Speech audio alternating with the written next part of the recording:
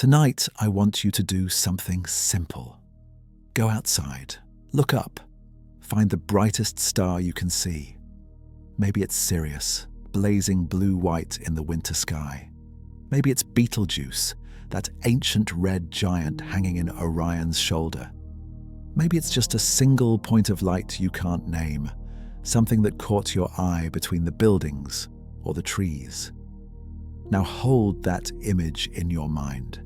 That star is burning. Right now, as you watch, hydrogen atoms are slamming together in its core at temperatures of millions of degrees.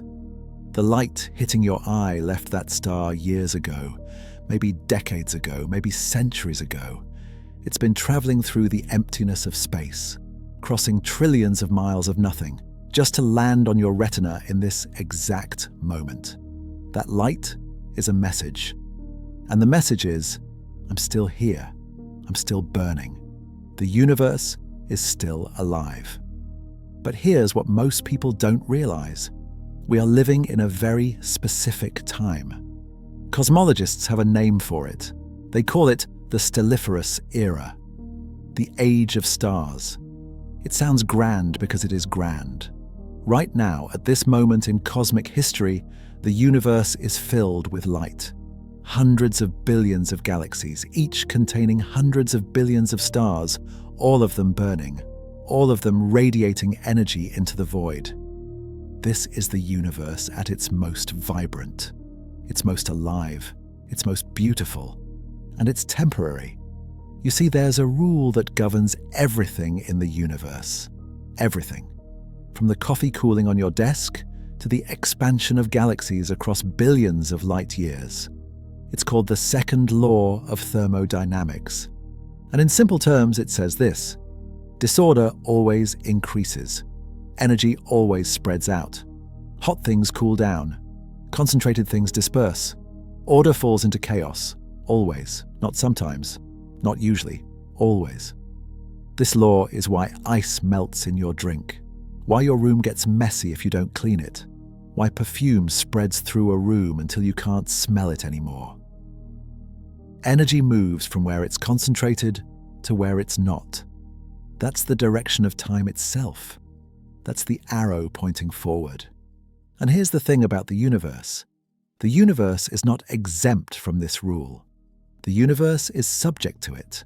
The universe is falling toward disorder just like everything else.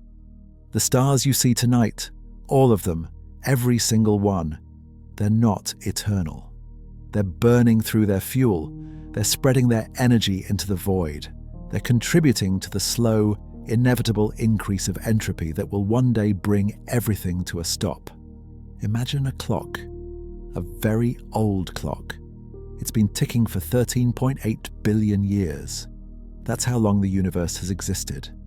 13.8 billion years of stars forming and dying, galaxies colliding and merging, matter organizing and reorganizing into ever more complex structures. The clock has been running for a long time. But here's what most people don't think about. The weights are reaching the floor. The spring is unwinding. The clock is running down. Tonight, we're not going to talk about how the universe began. You've heard that story. The Big Bang, the first light, the formation of atoms and stars and galaxies. That story is everywhere. That story is popular. That story is hopeful. Tonight, we're going to talk about something else. We're going to talk about the end. Not a sudden end, not a dramatic explosion or a violent collapse. Nothing so exciting. The universe doesn't end with a bang. It doesn't end with a crunch. It ends with something far more unsettling. Silence, stillness. A slow, cold fade into eternal darkness. Over the next hour, we're going to walk through the timeline of the dying universe, step by step, era by era. We're going to watch the last stars burn out. We're going to see galaxies dissolve into nothing. We're going to witness black holes, the most powerful objects in existence, slowly evaporate into radiation over timescales so vast that human language struggles to describe them. And at the end, we're going to confront what it means.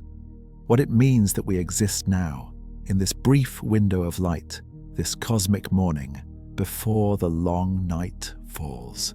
Because here's the thing, the universe has a lifespan, and we are living at the very beginning of it.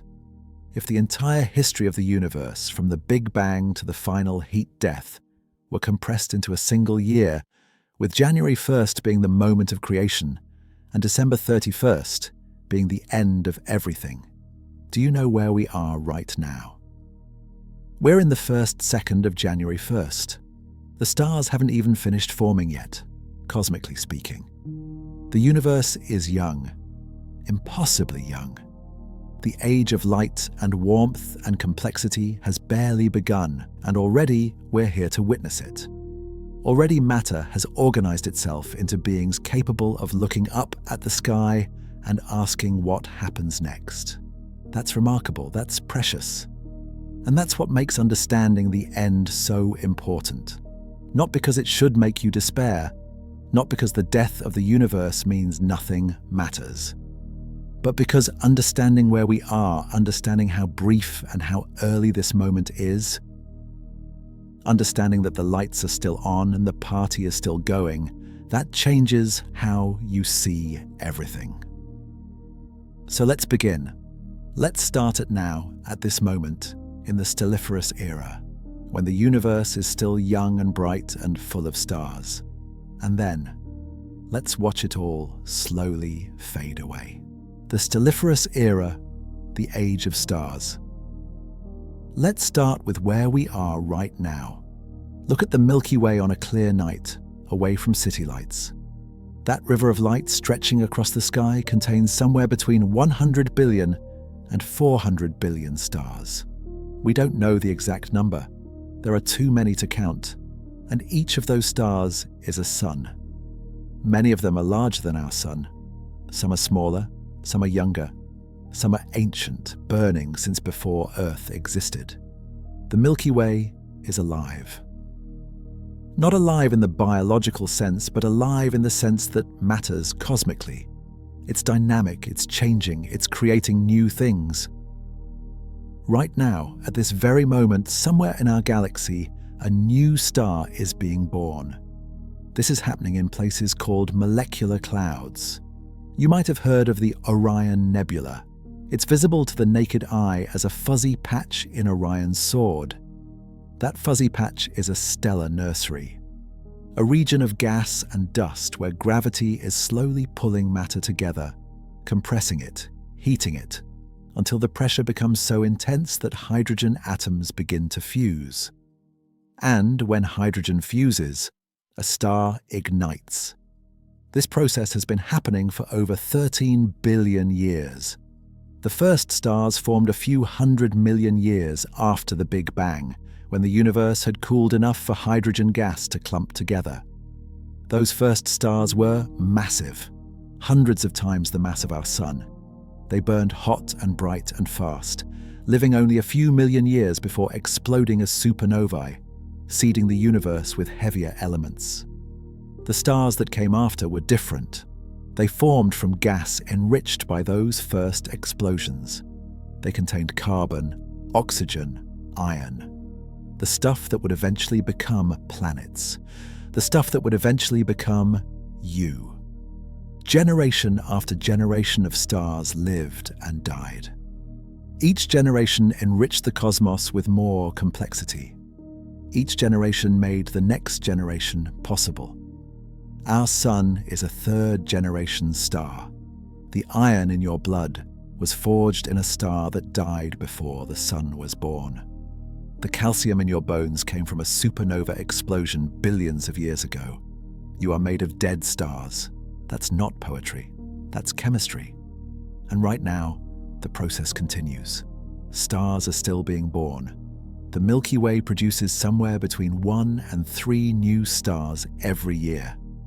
That might not sound like much, but remember, the galaxy has been doing this for over 10 billion years. Star by star, year by year, the galaxy builds itself. But here's what most people don't realize. The best days are behind us. Star formation in the universe peaked about 10 to 11 billion years ago. Back then, galaxies were furiously converting gas into stars. The rate of star formation was roughly 10 times higher than it is today.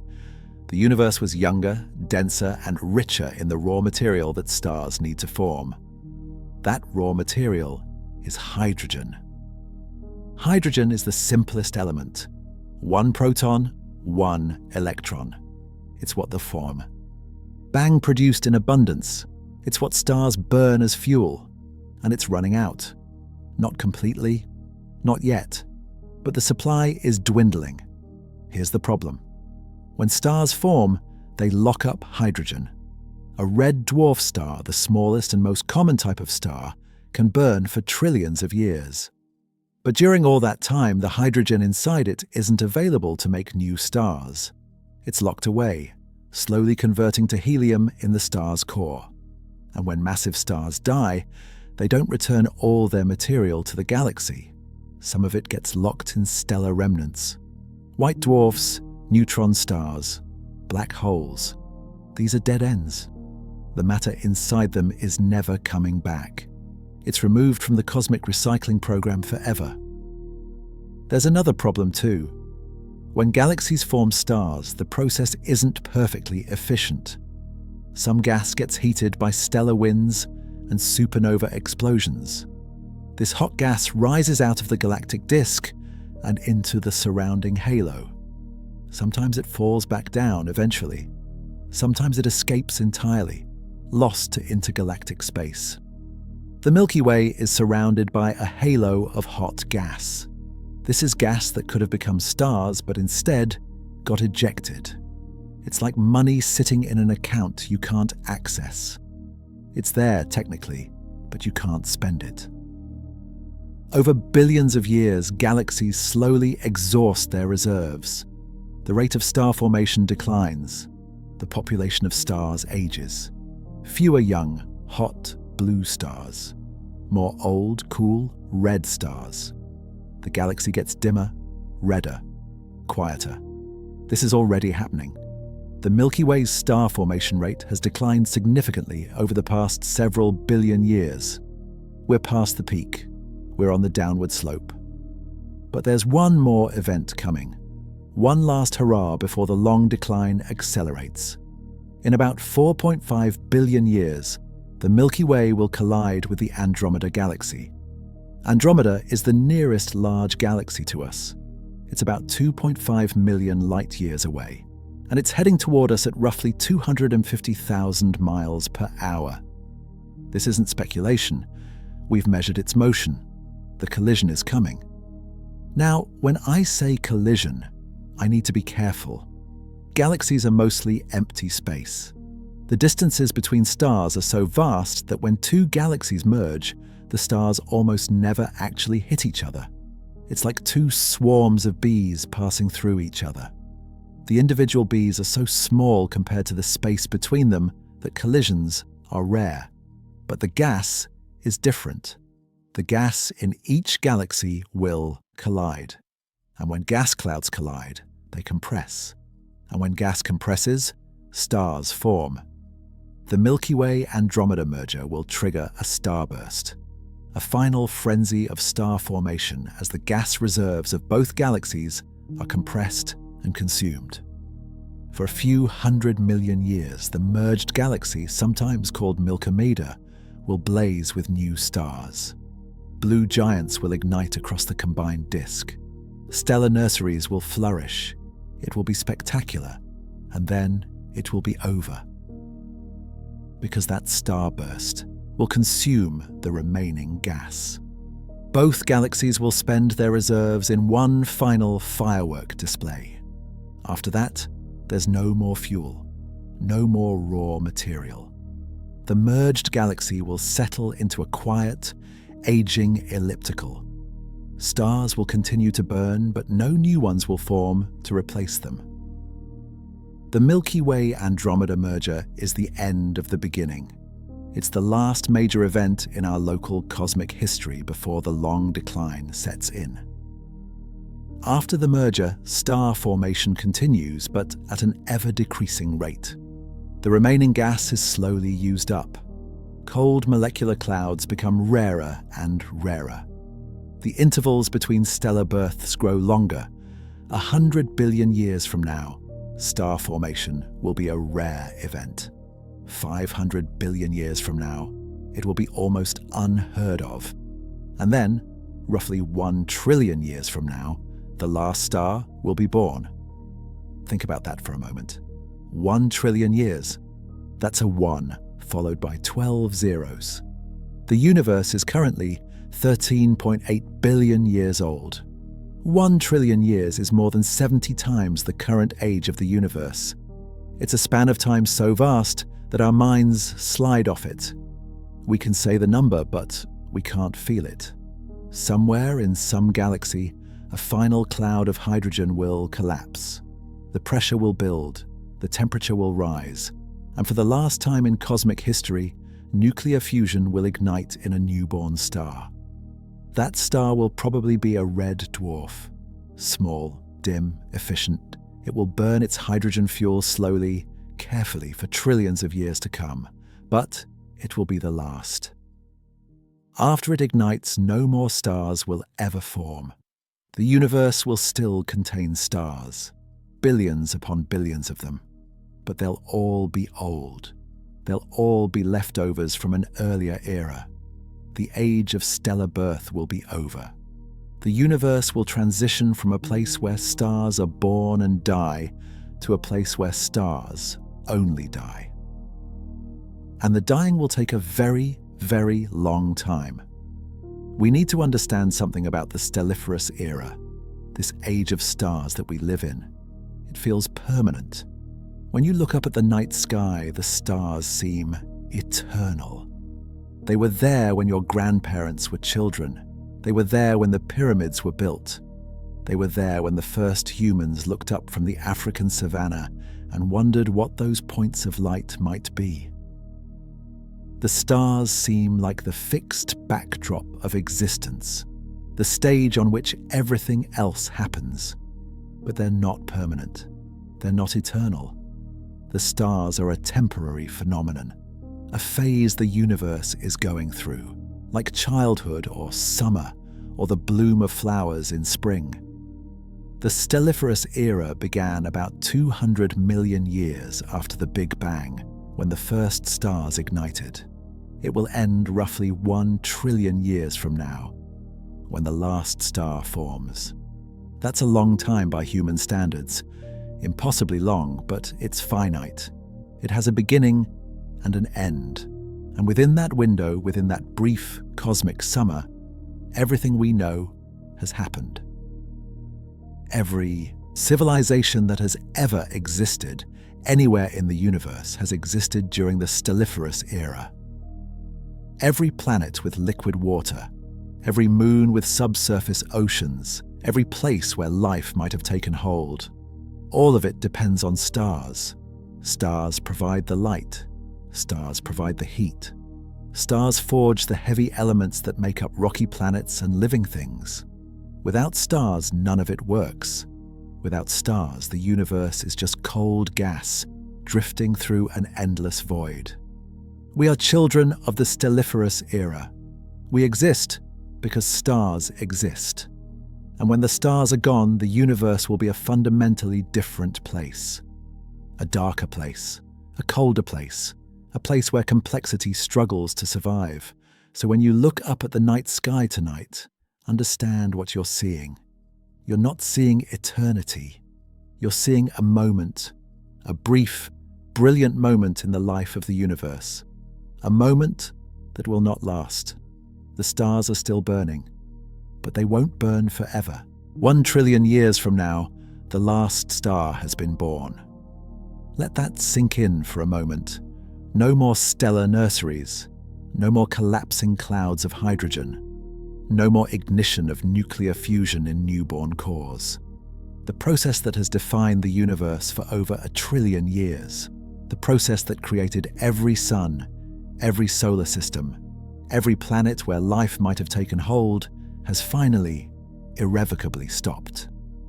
The cosmic engine of creation has run out of fuel. But the universe isn't dark yet, not even close. Because the stars that already exist, the ones that formed during the long Stelliferous Era, they're still burning. Billions upon billions of them scattered across the merged remnants of ancient galaxies, still fusing hydrogen into helium, still radiating light and heat into the void. The universe hasn't gone dark. It's just stopped making new candles. And now begins the long twilight. A twilight that will last longer than everything that came before it. A slow, gradual dimming measured not in billions of years, but in tens of trillions. Here's something you need to understand about stars. Not all stars are created equal. They vary enormously in size, temperature, and lifespan. And these differences matter profoundly for the future of the universe. At one end of the spectrum, you have the giants, the blue supergiants, the hypergiants. Stars like Rigel, the blue supergiant in Orion, visible from hundreds of light years away, despite being just one star among hundreds of billions. These massive stars burn hot and bright. They're spectacular.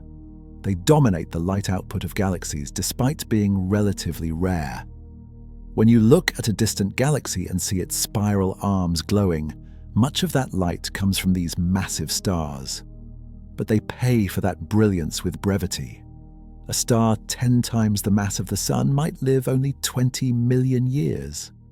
That sounds like a long time by human standards, but cosmically, it's nothing. It's a heartbeat.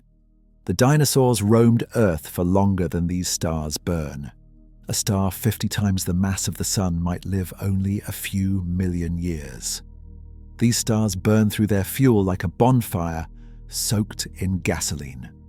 Furious, bright, and short-lived. They live fast, die young, and leave behind either neutron stars or black holes. By the time we reach 1 trillion years in the future, these stars are ancient history. They burned out so long ago that the light from their deaths has been traveling through an expanding universe for hundreds of billions of years. They're not even memories anymore, they're fossils in the geological record of the cosmos. Our Sun is more moderate, a middle-class star. It's been burning for about 4.6 billion years, converting hydrogen to helium at a steady rate. It has another 5 billion years or so left before it exhausts its hydrogen and swells into a red giant, eventually shedding its outer layers and leaving behind a white dwarf. A 10 billion year lifespan. Respectable, substantial, long. Enough for life to evolve on at least one of its planets. But still finite. Still just a candle burning down.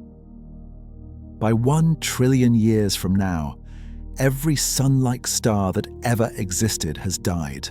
Every yellow dwarf, every orange dwarf, every star that might have warmed an Earth-like planet. All gone. Burned out, faded to white dwarfs cooling in the darkness. But there's another class of stars, the smallest ones, the dimmest ones, the ones that never got much attention during the Stelliferous Era because they were so faint and unremarkable. The red dwarfs. Red dwarfs are the misers of the stellar world. They're small, typically less than half the mass of the Sun. Some are only 8% of the Sun's mass, barely above the threshold required for hydrogen fusion. They're cool, with surface temperatures far lower than our Sun's, glowing a dim red, rather than brilliant yellow-white. They're dim, some producing less than 1/10,000th of the Sun's light. If you were standing on a planet orbiting a red dwarf, your Sun would look very different from ours. It would appear larger in the sky, because you'd need to orbit closer for warmth. It would glow deep orange-red, casting everything in perpetual sunset light. And it would be dim enough to look at directly without damaging your eyes. Red dwarfs are not impressive.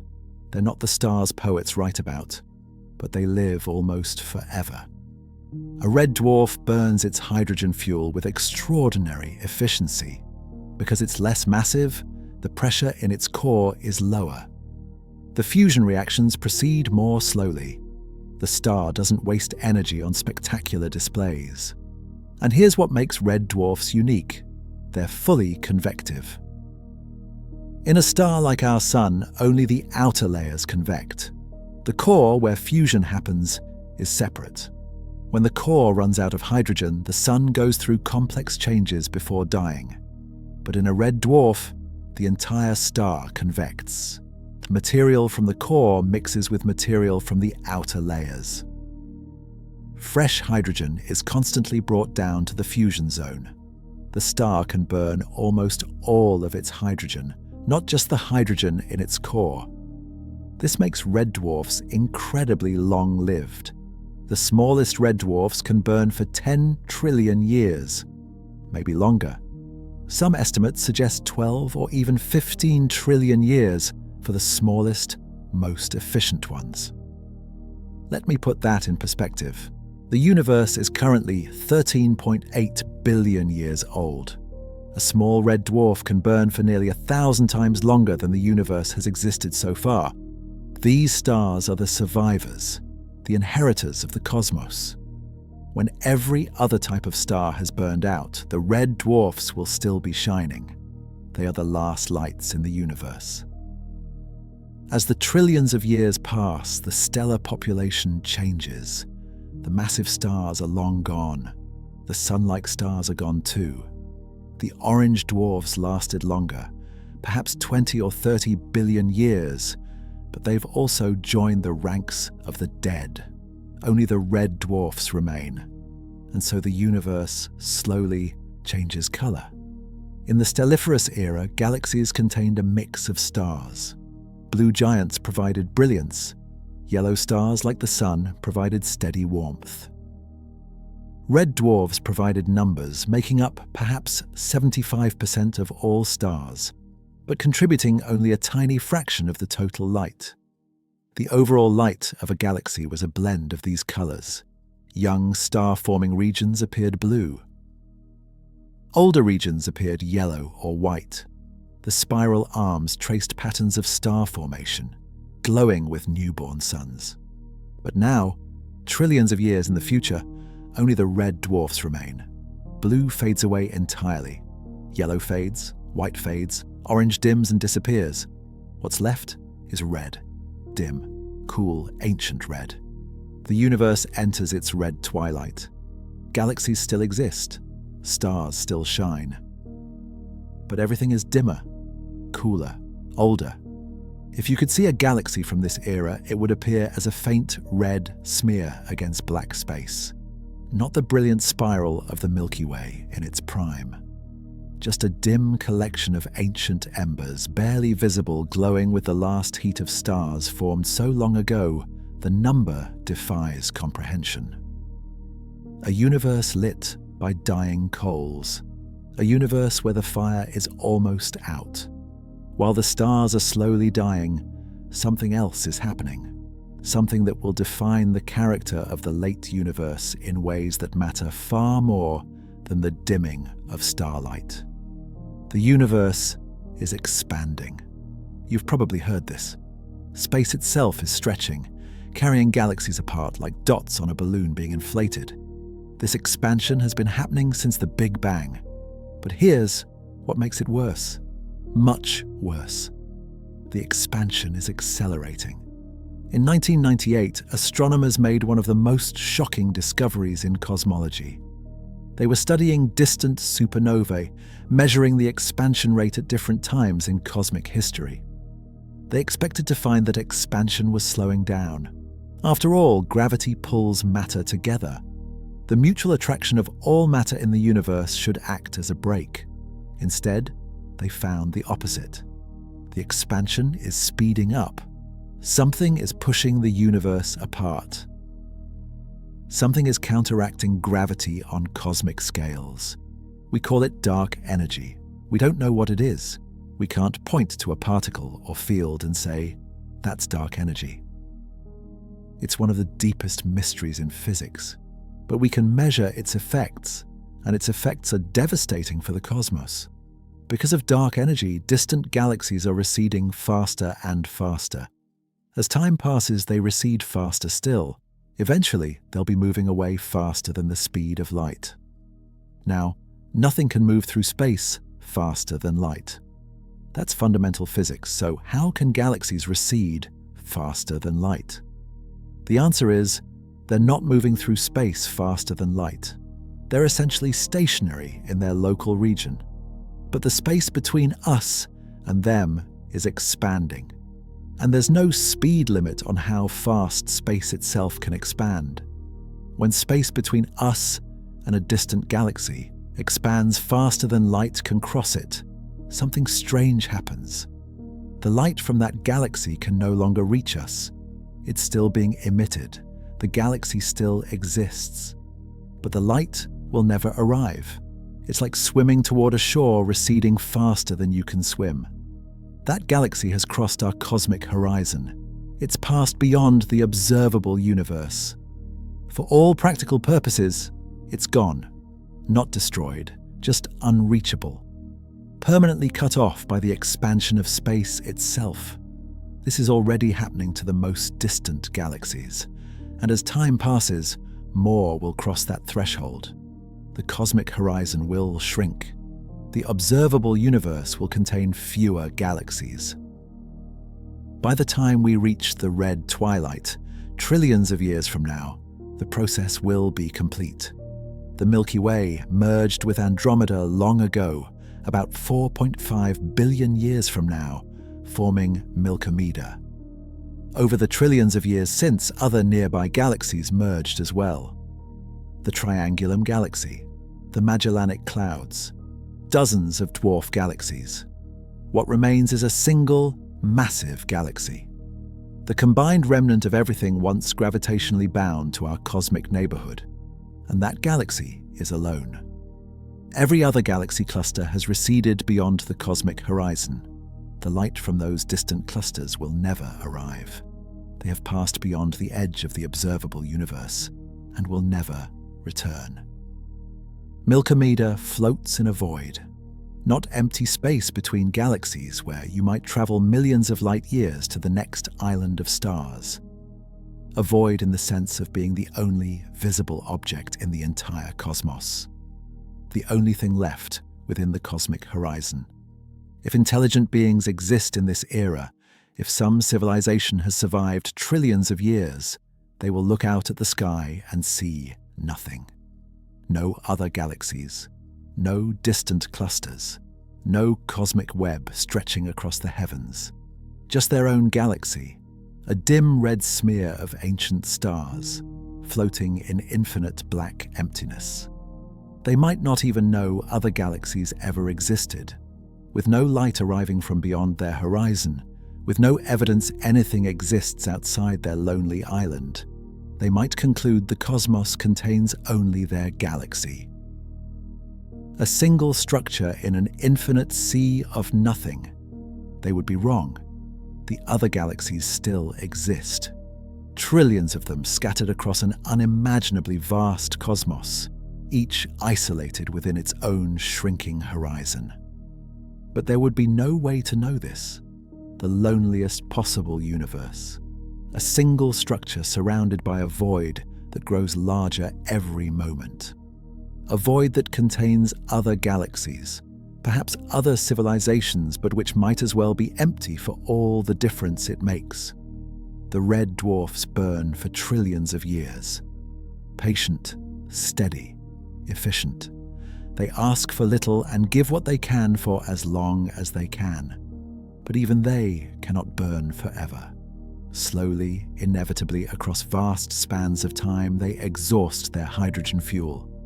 The convection that served them so well, that mixed fresh hydrogen into their cores for trillions of years, eventually runs out of hydrogen to mix. The fuel is spent, converted to helium, used up. One by one, across unimaginably vast stretches of time, the red dwarfs fade. A red dwarf doesn't explode when it dies. It doesn't swell into a red giant. it just gradually cools. Fusion slows as hydrogen runs out. Energy output drops. The star dims. Then fusion stops entirely. The core, now mostly helium, contracts slightly under its own gravity. This releases gravitational energy as heat, keeping the star warm a while longer. But there's no new energy being generated. The star is spending down the heat accumulated over trillions of years. What's left is a white dwarf, a dense ball of degenerate matter, about Earth's size but with a significant fraction of the Sun's mass. No longer fusing anything, just a hot ball of compressed matter, slowly radiating heat into the void. As trillions of years pass, more red dwarfs reach this end. The population of living stars dwindles. Where once there were hundreds of billions, now there are billions. Then millions, then thousands, then hundreds. The galaxy grows darker with each passing eon. 100 trillion years after the Big Bang, the universe is scattered with stellar corpses. White dwarfs slowly cooling. Neutron stars, rotations slowing over billions of years. Black holes sitting silently. And perhaps, here and there, a handful of red dwarfs still burning. The last stragglers. The smallest, most efficient stars that stretch their fuel to the absolute limit. But even they cannot hold out forever. And then, somewhere in the cosmos, the last red dwarf exhausts its fuel. It doesn't happen dramatically. No explosion, no flash, no cry of protest against the dying of the light. The star simply dims. Fusion reactions sputter and cease. The light that has been shining for perhaps 10 or 15 trillion years finally goes out. One last ember fading to black, and the Stelliferous Era ends. The age of stars, which began when the first hydrogen clouds collapsed a few 100 million years after the Big Bang, is over. The era that gave birth to every planet, every civilization, every living thing anywhere in the cosmos has come to a close. The universe is now dark, not the darkness of night on Earth, where the sun will return in hours. Not the darkness of deep space, where distant stars still glitter. Not the darkness of an unlit room where eyes might adjust. True darkness. Absolute darkness. A universe where no star shines anywhere. Where no fusion reaction burns in any core. Where no nuclear fire lights the void. The only light comes from cooling remnants. White dwarfs fading from white to yellow, to orange to red, to infrared to nothing. Neutron stars, magnetic fields decaying, rotation slowing, residual heat radiating away. Accretion disks around black holes, where infalling matter heats up briefly before crossing the event horizon. But these are pale shadows of what came before. The universe has entered a new era. An era defined not by starlight, but by the slow decay of everything stars left behind. The Degenerate Era has begun. If this vision of the future sparks a sense of wonder in you, a gentle like or subscribe keeps this small pocket of knowledge alive in the dark. Let me be clear about what has happened by this point. Everything you know, everything humanity has ever built or dreamed of building, happened in the Stelliferous Era. The era now ending. The cave paintings at Lascaux, the pyramids, the libraries of Alexandria, the moon landings, whatever civilizations might rise in the next billion years, whatever wonders they might create. All of it takes place in this first brief chapter.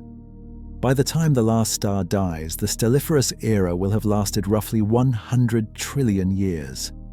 That sounds long, and it is, by human measure. 100 trillion years is so far beyond human experience we have no intuition for it. But compared to what comes next, 100 trillion years is nothing. The Stelliferous Era is the morning of the universe, a brief window when conditions were right for stars to shine, planets to form, life to evolve, minds to awaken.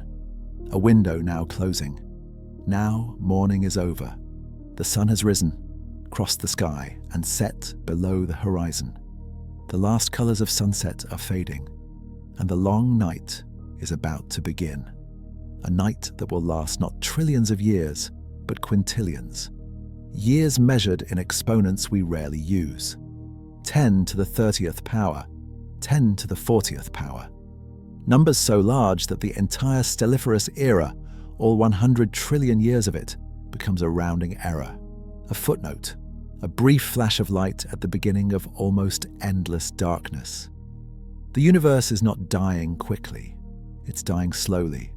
So slowly our minds cannot grasp the timescales. So slowly that everything we've discussed so far is just the opening act. The real darkness hasn't even started yet, and it will last almost forever. The last star has gone out. Let that image settle in your mind. Somewhere in some ancient galaxy, the final red dwarf exhausted its hydrogen and faded to darkness. The fusion reactions that had sustained it for trillions of years sputtered and stopped. The light that had been shining since before the Earth existed, since before the sun existed, since before most of the stars you see tonight were even born, that light is gone.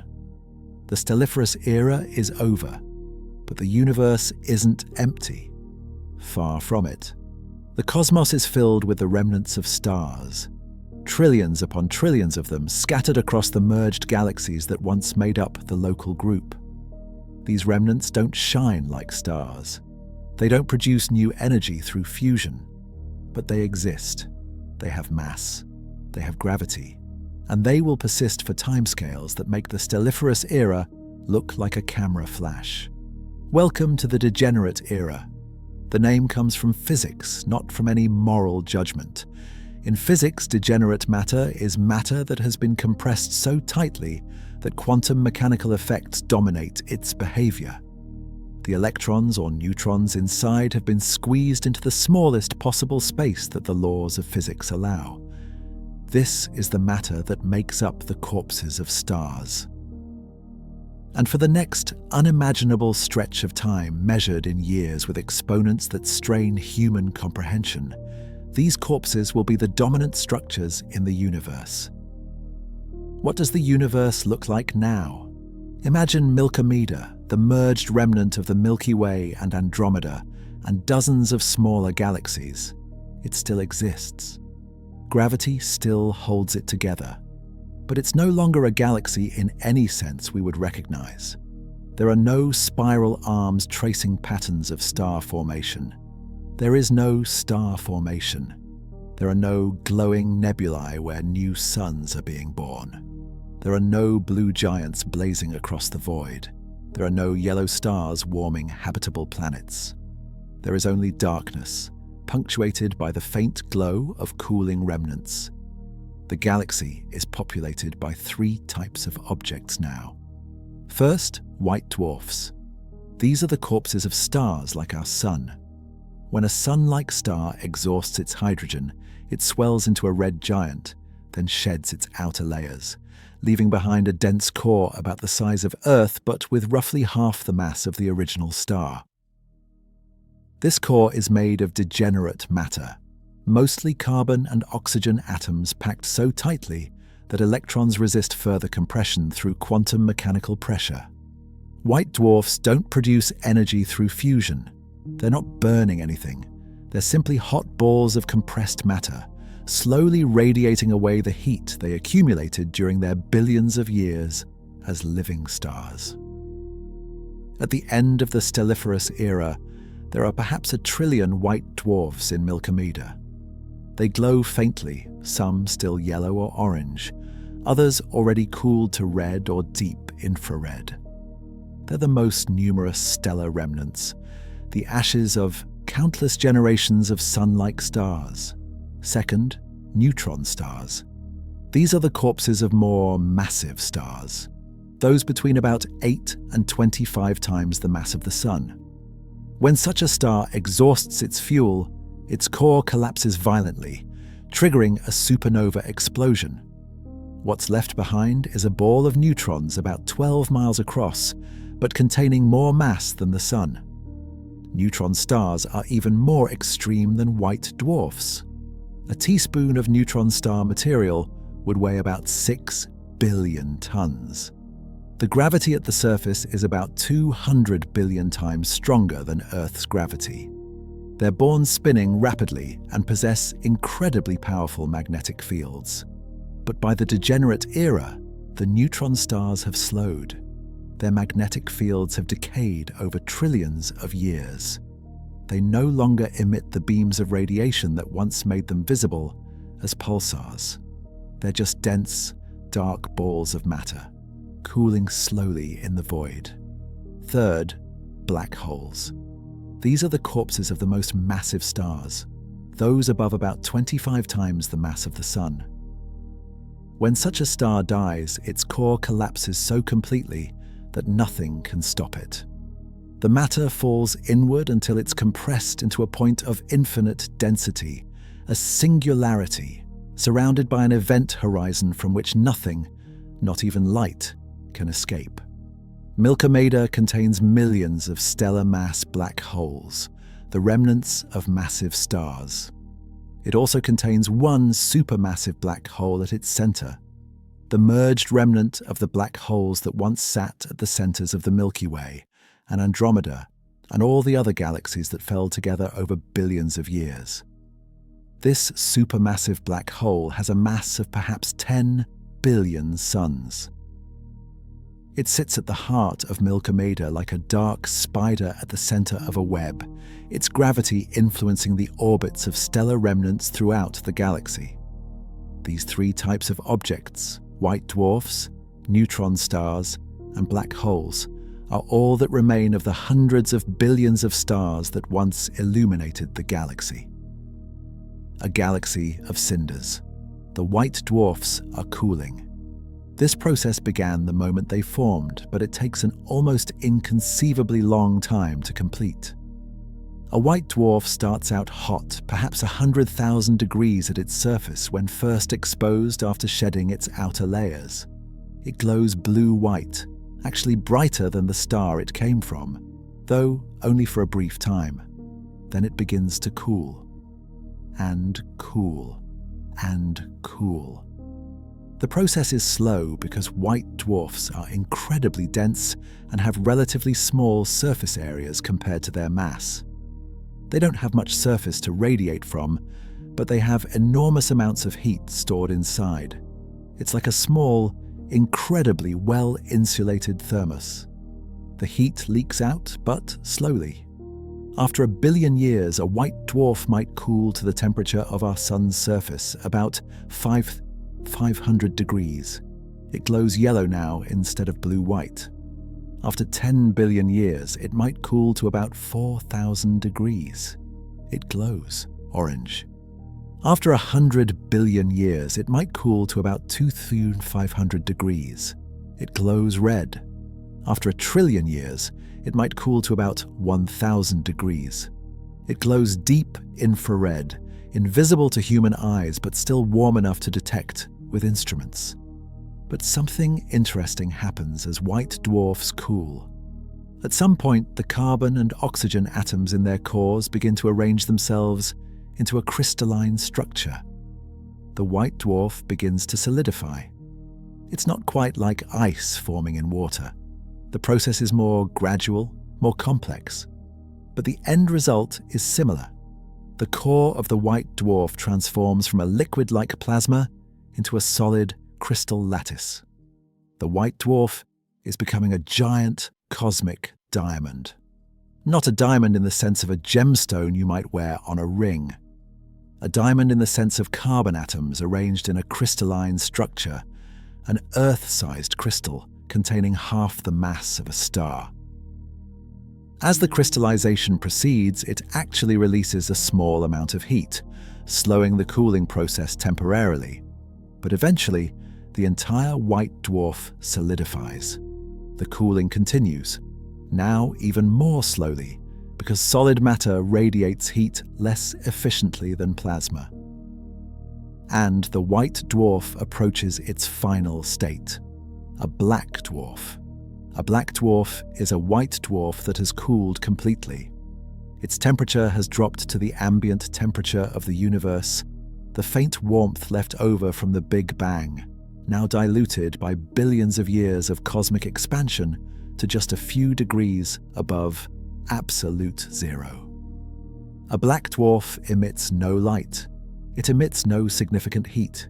It's simply a cold, dark, crystallized ball of degenerate matter, drifting through the void. No black dwarf exists yet. The universe isn't old enough. Even the oldest white dwarfs formed from the first generation of sun-like stars billions of years ago are still cooling. Estimates suggest it takes about a quadrillion years, 10 to 15 years, for a white dwarf to cool completely to a black dwarf. But in the Degenerate Era, this process completes itself. One by one, the white dwarfs finish cooling. One by one, they go dark. The faint glow that illuminated the early Degenerate Era, the infrared shimmer of cooling white dwarfs, gradually fades. The galaxy grows darker still. Eventually, Milky-Way contains 1 trillion black dwarfs, 1 trillion giant crystals of carbon and oxygen, cold and dark, drifting through space. Cosmic diamonds scattered through the void. While the white dwarfs are cooling, something else is happening to the galaxy itself. Milky-Way is slowly falling apart, not through any dramatic process, not through collision or explosion, through something far more subtle. Random gravitational encounters. Here's how it works. The galaxy is full of stellar remnants, all orbiting the central supermassive black hole. Occasionally, 2 remnants pass close to each other. When this happens, they exchange energy through gravitational interaction. Sometimes one remnant gains energy while the other loses it. The one that gains energy moves to a higher orbit, farther from the galactic center. The one that loses energy falls to a lower orbit, closer to the center. Over time, these random encounters have a cumulative effect. Some remnants gain enough energy to escape the galaxy entirely. They achieve escape velocity and drift off into intergalactic space, never to return. Others lose energy and fall inward, spiraling slowly toward the central black hole. Eventually, they fall in, adding their mass to the supermassive black hole at the center. This process is called gravitational evaporation. The galaxy is slowly evaporating, losing its outermost members to space, while its innermost members fall into the central black hole. The timescale is immense. We're talking about 10 to the 19 to 10 to the 20 years. That's 10 quintillion to 100 quintillion years. A number so large that the entire Stelliferous Era, all 100 trillion years of it, is less than 1/1,000,000th of this timescale. But eventually, the process completes. Milky-Way evaporates. Most of its mass has been flung into the void between galaxies, scattered black dwarfs and neutron stars drifting alone through infinite darkness. The rest has fallen into the central black hole, which now contains perhaps 90% of the mass that wasn't ejected. The galaxy, as a structure, no longer exists. What remains is a supermassive black hole surrounded by a sparse cloud of remnants that haven't yet escaped or fallen in. And even this sparse cloud will continue to evaporate over time. The universe is becoming simpler, more diffuse, less structured. Now we enter speculative territory. Territory where the physics is uncertain and the predictions depend on theories that haven't been confirmed. The question is this: is matter eternal? You might think so.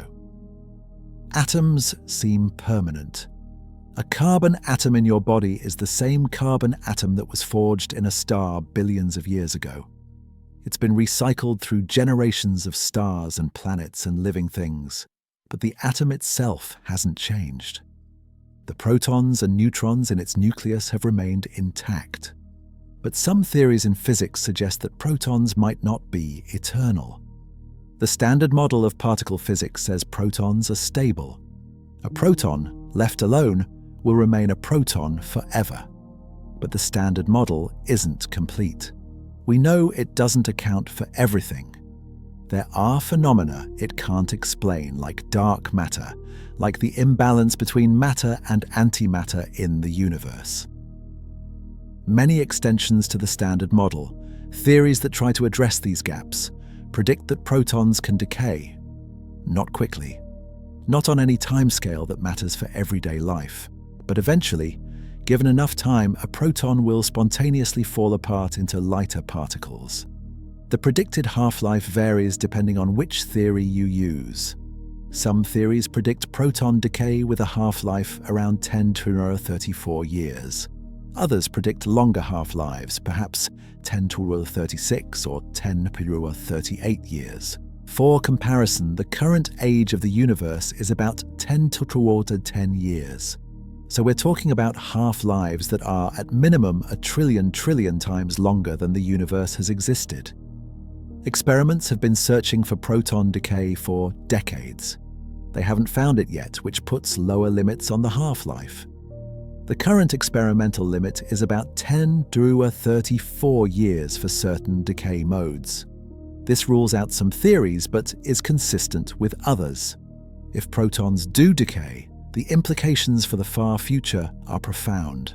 Everything made of ordinary matter, every black dwarf, every neutron star, every planet that somehow survived the death of its star, every stray atom drifting through the void, all of it is temporary. Given enough time, the protons will decay.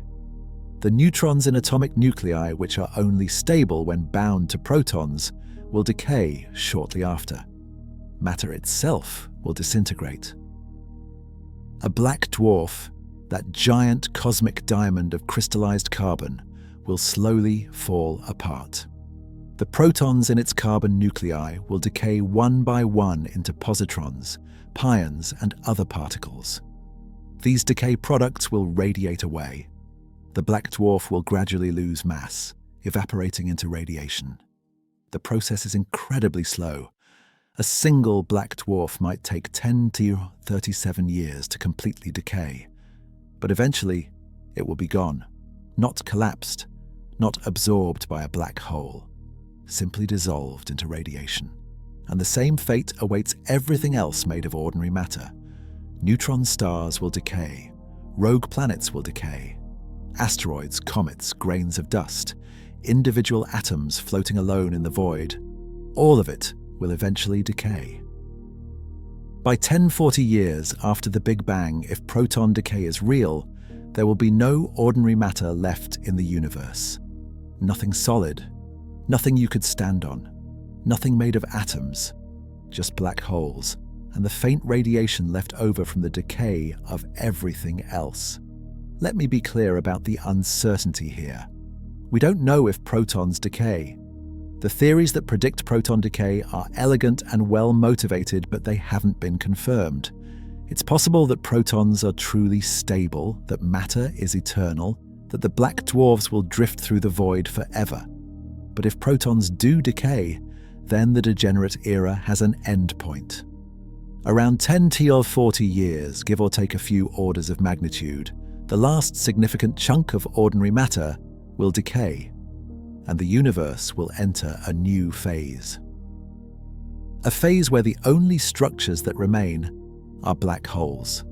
Black holes are not made of ordinary matter. They're not made of protons and neutrons. Whatever falls into a black hole is crushed beyond recognition, compressed into a singularity where the normal rules of physics break down. Proton decay, even if it's real, doesn't apply to the interior of black holes. So while all the ordinary matter in the universe is slowly decaying, the black holes remain. The supermassive black holes at the centers of former galaxies. The stellar mass, black, holes scattered through space. Even small primordial black holes, if any exist. These black holes become the dominant structures in the universe, not because they're large, By cosmic standards, even a supermassive black hole is tiny, but because everything else has either decayed or been absorbed. The Degenerate Era is ending. The black hole era is about to begin. We have arrived at the loneliest epoch in cosmic history. The stars are gone. They burned out trillions of years ago, so long ago that the concept of trillions of years has itself become meaningless. The white dwarfs have cooled to black dwarfs, then decayed into radiation. The neutron stars have suffered the same fate.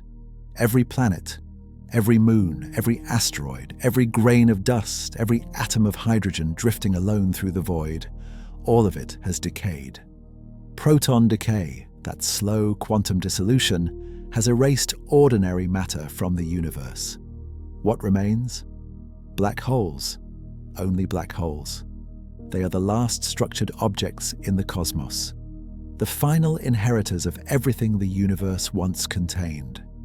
Every star that ever shone, every galaxy that ever spun through the void, every civilization that ever rose and fell on some distant world, the matter from all of it has either decayed into radiation or fallen into black holes.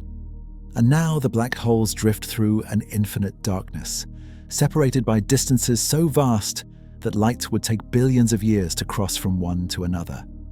Each one alone, each one silent, each one slowly, imperceptibly dying. Welcome to the black hole era. Let me describe what we're dealing with. A black hole is not like other objects. It's not a thing in the usual sense. You can't land on it. You can't see it directly.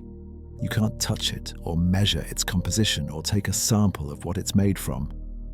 It's a region of space where gravity has become so intense that nothing can escape. Not matter, not light, not information.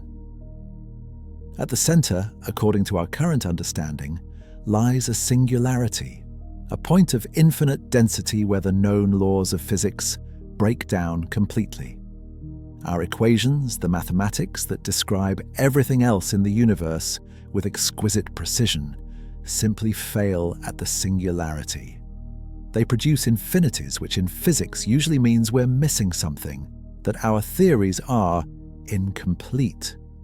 Around the singularity lies the event horizon, an invisible boundary marking the point of no return. The event horizon isn't a physical surface. You wouldn't feel anything special as you crossed it. But once you cross, you can never come back. You will fall toward the singularity, stretched and compressed by tidal forces, and eventually become part of whatever the singularity is. Your atoms, your molecules, the information that made you who you were, all of it will be absorbed, hidden from the outside universe, forever. From outside, a black hole is characterized by only three properties: its mass, its spin, and its electric charge. Nothing else. It doesn't matter what fell in, whether it was hydrogen gas or iron asteroids or entire stars or even other black holes. The black hole remembers none of it. All that information is hidden behind the event horizon, inaccessible to the outside universe. This is called the no-hair theorem. Black holes have no hair, no distinguishing features beyond mass, spin, and charge. Two black holes with the same mass, spin, and charge are completely identical, even if one formed from a collapsing star and another formed from a collapsing cloud of gas. Their histories are erased. Their identities are gone. Black holes are the simplest objects in the universe. They are described by just three numbers. And now, in the black hole era, they are the only objects. The universe contains black holes of various sizes, each formed through different processes during the earlier epochs. Stellar mass black holes, formed from the collapse of massive stars, typically have masses between about 5 and 50 times the mass of the Sun. When a star more than about 25 times the mass of the Sun exhausts its nuclear fuel, its core collapses. If the core is massive enough, nothing can stop the collapse. Not electron degeneracy pressure, which supports white dwarfs. Not neutron degeneracy pressure, which supports neutron stars. The matter falls inward, crosses its own event horizon, and becomes a black hole. There are perhaps hundreds of billions of these stellar mass black holes scattered through what was once Milky-Way, now dispersed across unimaginable volumes of space by the galactic evaporation that occurred during the Degenerate Era. They drift alone, separated from their nearest neighbors by distances measured in light years or tens of light years, each one a solitary island of warped space-time in an infinite sea of nothing. Intermediate mass black holes, with masses between hundreds and hundreds of thousands of solar masses, are rarer. Their formation is less well understood. They might have formed from the merger of smaller black holes in dense stellar environments. They might have formed from the collapse of unusually massive stars in the early universe, when the first generation of stars burned hot and died young. They might have formed through runaway collisions in dense star clusters. However they formed, they exist. And now they drift through the void alongside their smaller cousins, waiting out the eons. Supermassive black holes, with masses between millions and billions of solar masses, sit at the centers of former galaxies. Every large galaxy in the Stelliferous Era contained one of these monsters at its core. The Milky Way's supermassive black hole had a mass of about 4 million suns. Andromeda's was larger, perhaps 100 million solar masses. When the galaxies merged to form Milky-Way, their supermassive black holes spiraled toward each other and eventually merged as well, releasing enormous amounts of energy in gravitational waves. Over the billions of years that followed, the merged black hole consumed stars and gas that wandered too close, growing larger and larger. The supermassive black hole at the center of what was once Milky-Way might have a mass of 10 or 20 billion suns by now. It is the largest single object remaining in the universe, a gravitational titan containing more mass than entire galaxies once did. And there might be primordial black holes, formed not from collapsing stars but from extreme density fluctuations in the very early universe, in the first fraction of a second after the Big Bang. If regions of space happen to have slightly higher density than their surroundings during that epoch, they might have collapsed directly into black holes without ever forming stars. These primordial black holes could have masses ranging from tiny fractions of a solar mass to millions of solar masses, depending on when they formed. We don't know if primordial black holes exist. We've never detected one. But they're theoretically possible, and if they exist, they're out there now, drifting alongside the stellar mass and supermassive black holes. All of these black holes are now alone. The galaxies that once contained them have evaporated. The stars that once orbited them have decayed. There is nothing left to fall in. No gas, no dust, no matter of any kind. The black holes sit in perfect darkness, surrounded by nothing. And they are dying. In 1974, physicist Stephen Hawking made one of the most surprising discoveries in the history of theoretical physics. Black holes aren't completely black. They glow. This discovery was shocking because it seemed to contradict the very definition of a black hole. A black hole is a region from which nothing can escape. That's what the event horizon means. So how can anything come out? To understand why, you need to know something about the quantum vacuum. In quantum mechanics, empty space isn't really empty. It's a seething froth of activity, a roiling sea of potentiality. Pairs of virtual particles constantly pop into existence. A particle and its antiparticle appearing together out of nothing, existing for a fantastically brief moment, then annihilating each other and vanishing back into the void. This isn't speculation, it's well-established physics. The effects of these virtual particles can be measured in laboratory experiments. The Casimir effect, the Lamb shift, these are real phenomena caused by the quantum activity of empty space. Usually, virtual particle pairs have no observable effect on the large-scale universe. They appear, annihilate, and disappear, all in a time too short to measure. The energy borrowed from the vacuum is repaid almost instantly. The books are balanced. But at the event horizon of a black hole, something different can happen. Imagine a particle pair appearing right at the edge of the event horizon. In the instant they exist, before they can annihilate, something goes wrong. One particle finds itself just outside the horizon. The other finds itself just inside. The particle inside the horizon is doomed. It cannot escape. It falls toward the singularity, lost forever behind the event horizon. But the particle outside the horizon is free. It flies away from the black hole, out into space, escaping to infinity. From the perspective of an outside observer, it looks like the black hole has emitted a particle. The black hole is radiating. But energy must be conserved. This is one of the most fundamental laws of physics. Energy cannot be created or destroyed. The escaping particle has positive energy. Where did that energy come from? It came from the black hole itself. The particle that fell in had negative energy, relative to an outside observer. This sounds strange, but it's a consequence of the extreme warping of space-time near a black hole. When that negative energy particle falls into the black hole, it reduces the black hole's mass slightly. The black hole gets a tiny bit smaller, a tiny bit lighter. This is Hawking radiation. Black holes radiate particles and lose mass in the process. The radiation is thermal, meaning it has the same statistical properties as radiation from a hot object. The black hole has a temperature, and it radiates like any hot body. But the effect is incredibly weak, almost unimaginably weak.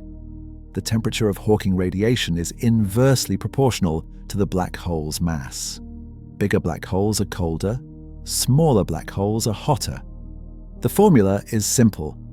Temperature equals a constant divided by mass. For a black hole with the mass of our Sun, the Hawking temperature is about 60 billionths of a degree above absolute zero. That's 0.00006 Kelvin. It's colder than anything we've ever created in a laboratory. It's colder than the cosmic microwave background, the faint afterglow of the Big Bang that currently fills the universe at about 2.7 Kelvin. For a supermassive black hole with 1 billion solar masses, the temperature is 1 billion times lower still, about 60 quintillionths of a degree above absolute zero. Colder than cold, colder than meaningful. At these temperatures, the radiation is fantastically faint. A stellar mass black hole emits perhaps 1 particle every century, on average. A supermassive black hole emits perhaps 1 particle per millennium, or per 100 millennia. In fact, right now, black holes are absorbing more energy from the cosmic microwave background than they're emitting through Hawking radiation. The background is warmer than they are. They're gaining mass, not losing it.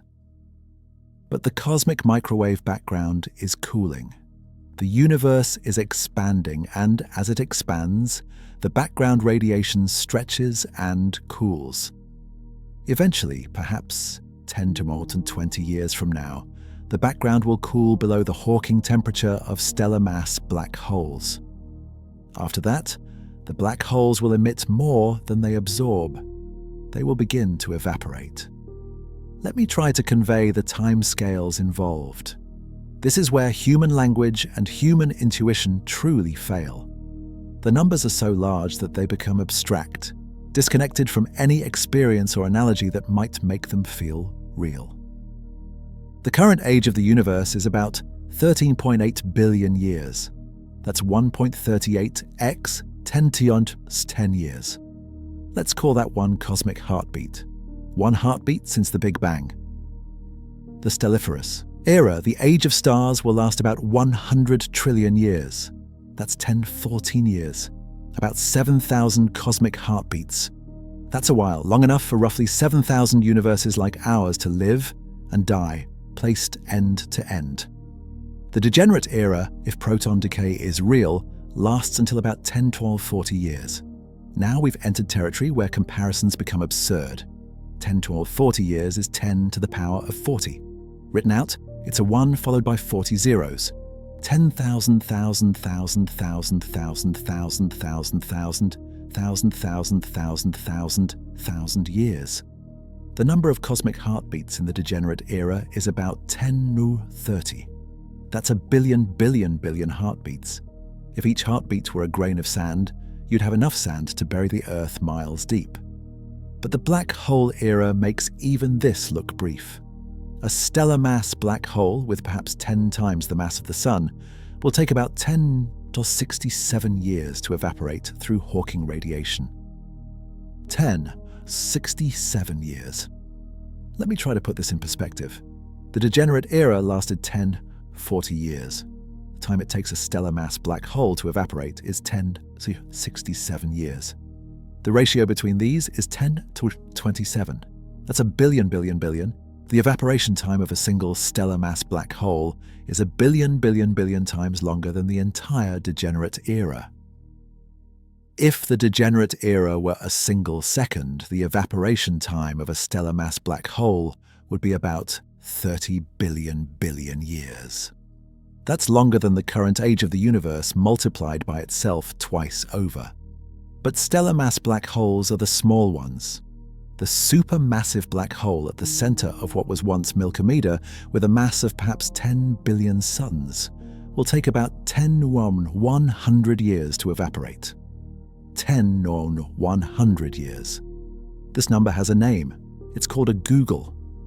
The word was invented by a 9-year-old boy in 1920, when mathematician Edward Kasner asked his nephew to come up with a name for an unimaginably large number. A googol. 10 to 100, 1 googol years. To understand how large this is, consider that the number of atoms in the observable universe is estimated at about 10 Latihad. A googol is 10 to 20 times larger than that.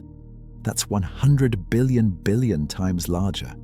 If every atom in the observable universe were itself a universe containing 10 to 80 atoms, the total number of atoms in all those universes combined would be 10 to 160.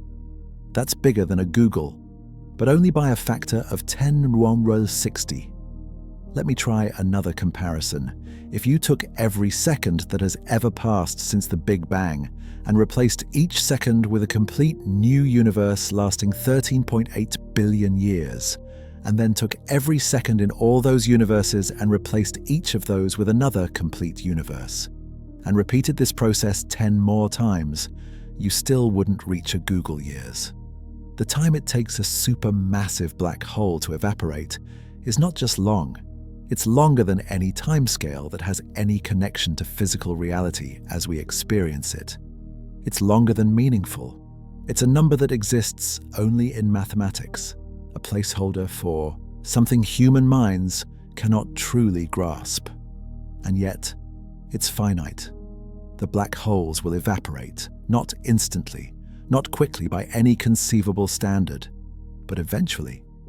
Given enough time, and there will be enough time, even the largest black holes will radiate away their mass, particle by particle, photon by photon, until nothing remains. What does evaporation look like? For most of its lifetime, a black hole evaporates so slowly that nothing visible happens. The process is undetectable, imperceptible. A black hole sitting alone in the void, surrounded by perfect darkness, radiating particles so slowly that trillions upon trillions of years pass between each emission.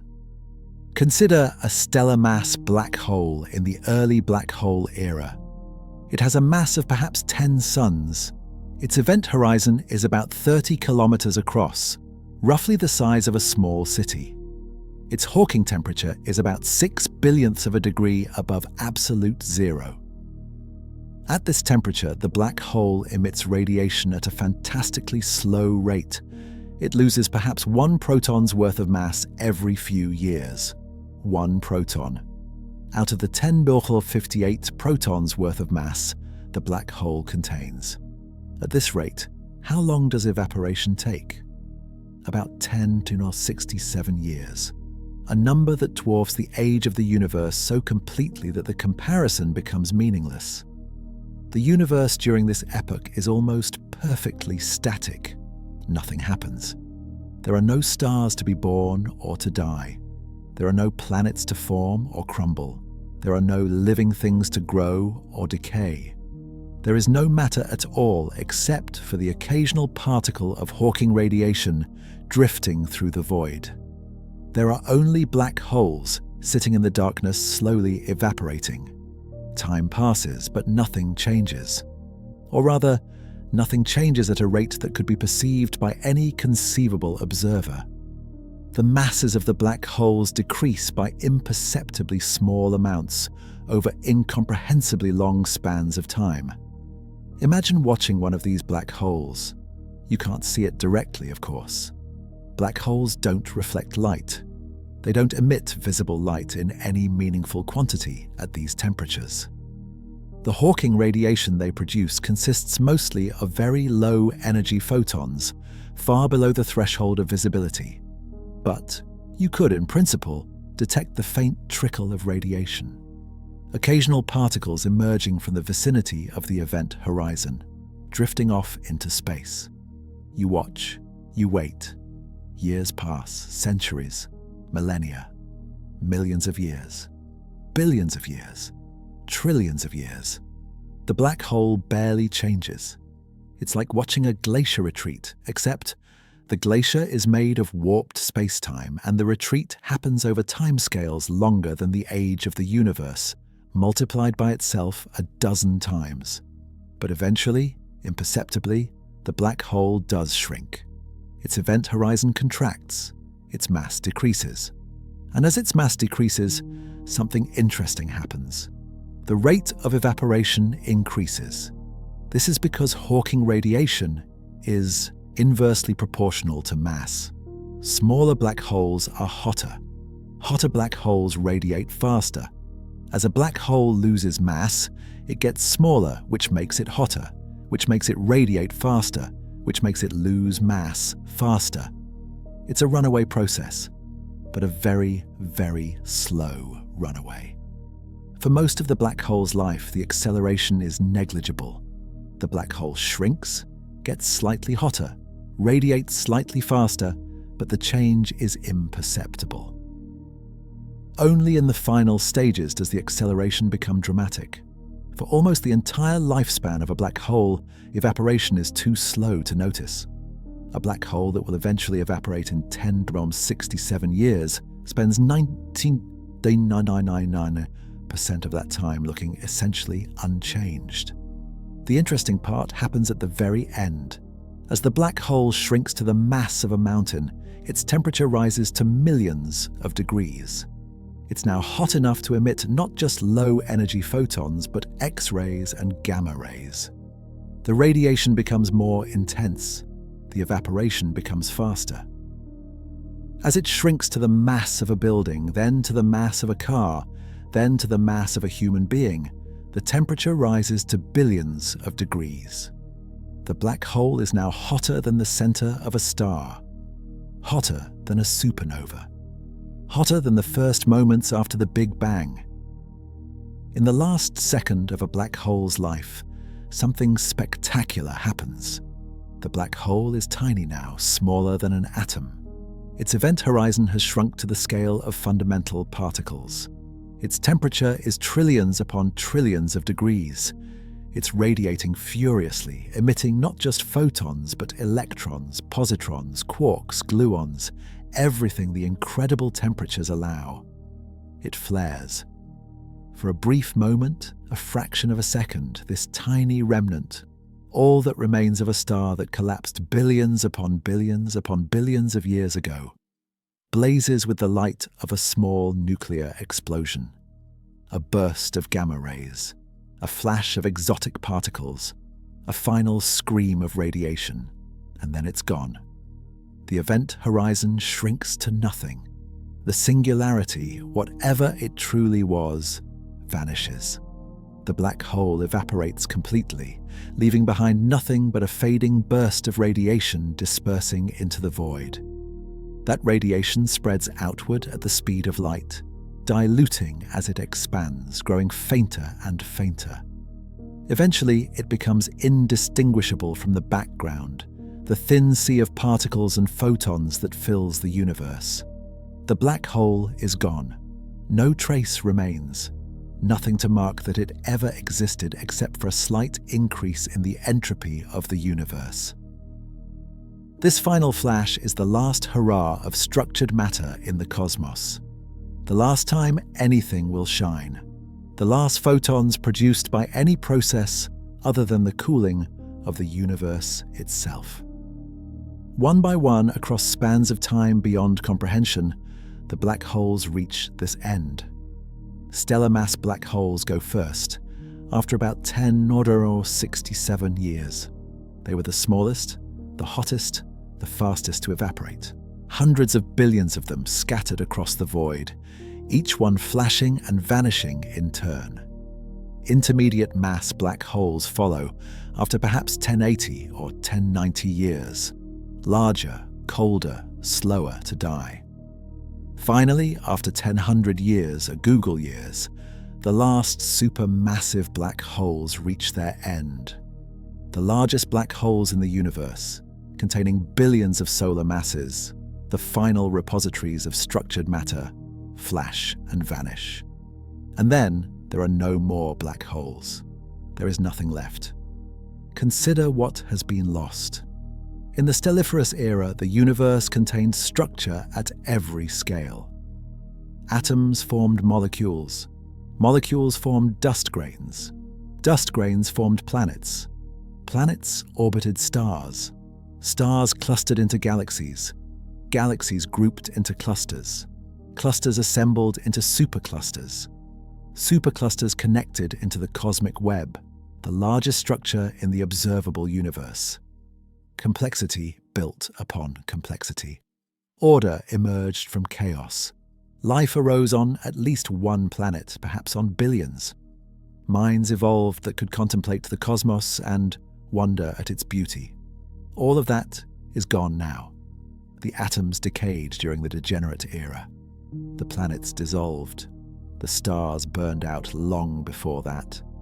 The galaxies evaporated into scattered remnants. The black holes, the last repositories of concentrated mass, have now radiated away into nothing. What remains is a universe without structure, without objects, without anything you could point to and say, that is a thing. Just radiation, just particles, spreading through an ever-expanding void, growing more diffuse with every passing moment, approaching but never quite reaching absolute emptiness. The black hole era has ended, and something worse has begun, something that isn't really an era at all because nothing happens in it. Something that stretches not for a Google years, but for eternity. The dark era, the heat death, the end of everything. We are currently traversing the deepest mysteries of the far future. A quiet tap on subscribe ensures you won't miss our next deep dive into the unknown. The last black hole has evaporated. That final flash of Hawking radiation, that burst of gamma rays and exotic particles has dispersed into the void. The photons are spreading outward at the speed of light, but there's nothing for them to illuminate. No planets to warm. No eyes to see them. No matter of any kind to interact with. They will travel forever, growing ever more diffuse, ever more redshifted by the expansion of space, until they become indistinguishable from the background radiation that fills the universe. And then there is nothing. Not nothing in the colloquial sense, not an empty room, not a blank page, nothing in a deeper sense, no structure, no objects, no events, no change. The universe still exists. Space still stretches in all directions, infinite or nearly so. Time still passes, or at least the equations that describe time still have solutions. But there is nothing happening in that space, nothing marking the passage of that time. Welcome to the dark era. Welcome to eternity. Maximum entropy. To understand what the universe has become, we need to return to the concept we introduced at the very beginning. Entropy. The second law of thermodynamics states that entropy, the measure of disorder in a system, always increases. Hot things cool down, concentrated things disperse, ordered structures decay into disordered chaos. This is the arrow of time. This is why the past is different from the future. This is why eggs don't unscramble and coffee doesn't unstir. Throughout the history of the universe, entropy has been increasing. When stars burned, they converted concentrated nuclear energy into diffuse radiation, increasing entropy. When black holes evaporated, they converted concentrated gravitational energy into dispersed Hawking radiation, increasing entropy. Every process, every event, every change has been accompanied by an increase in entropy. And now, finally, entropy has reached its maximum. There's a concept in physics called thermodynamic equilibrium. It describes a state where energy is evenly distributed throughout a system. No part of the system is hotter than any other. No part has more energy than any other. Everything is the same everywhere. In thermodynamic equilibrium, nothing can happen. Not because some force prevents it, but because there's no gradient, no difference, no imbalance to drive any process. Heat flows from hot to cold, but if everything is the same temperature, heat doesn't flow. Work requires a difference in energy, but if energy is evenly distributed, no work can be done. The universe has reached thermodynamic equilibrium. This is called heat death. Not because the universe is hot, but because it's the death of useful heat. The death of temperature differences. The death of the ability to do work. The name is somewhat misleading. The universe in heat. Death isn't hot at all, it's incredibly cold. The temperature everywhere is just barely above absolute zero, a few trillionths of a degree perhaps. The faint residual warmth of the cosmic background radiation, stretched almost to nothing by the expansion of space. But even that faint warmth is uniform. The same everywhere, no hot spots, no cold spots, no differences at all. The universe is a thin soup of particles and photons, spread so evenly across space that the density approaches zero. There are perhaps a few photons per cubic meter, a few electrons, a few positrons, a few neutrinos. Drifting through the void, almost never interacting, separated by vast distances. These particles have energy. The photons carry electromagnetic energy. The electrons and positrons have mass energy. But this energy cannot be used. It cannot be concentrated. It cannot do work. It simply exists spread uniformly across an infinite expanse of space. This is the final state of the universe. Not a bang, not a crunch, not a rip or a bounce or any dramatic end. Just silence, just stillness, just equilibrium. Forever. The meaningless clock. Here's something strange to consider. In the dark era, does time still exist? The equations of physics include time as a variable. The universe continues to have a temporal dimension, at least mathematically. If you wrote down the equations describing the dark era universe, they would still include a T for time. But what does time mean when nothing happens? Think about how we experience time. We experience it through change. The sun rises and sets. Seasons pass. We grow older. Clocks tick. Events happen in sequence. one after another. The past is different from the future, but in the dark era there is no change. Or rather, there is no meaningful change. The particles drifting through the void continue to drift, but nothing distinguishes one moment from another. 1 trillion years from now, the universe will be essentially identical to how it is now. A Google years from now, the same. The arrow of time, the thing that gives time its direction, comes from the increase of entropy. We can tell the past from the future because entropy was lower in the past and higher in the future. A broken egg has higher entropy than an unbroken egg, so we know the breaking came before the broken state. But in the dark era, entropy has reached its maximum. It cannot increase further. There is no gradient, no direction, no arrow. Does this mean time has stopped? Not exactly.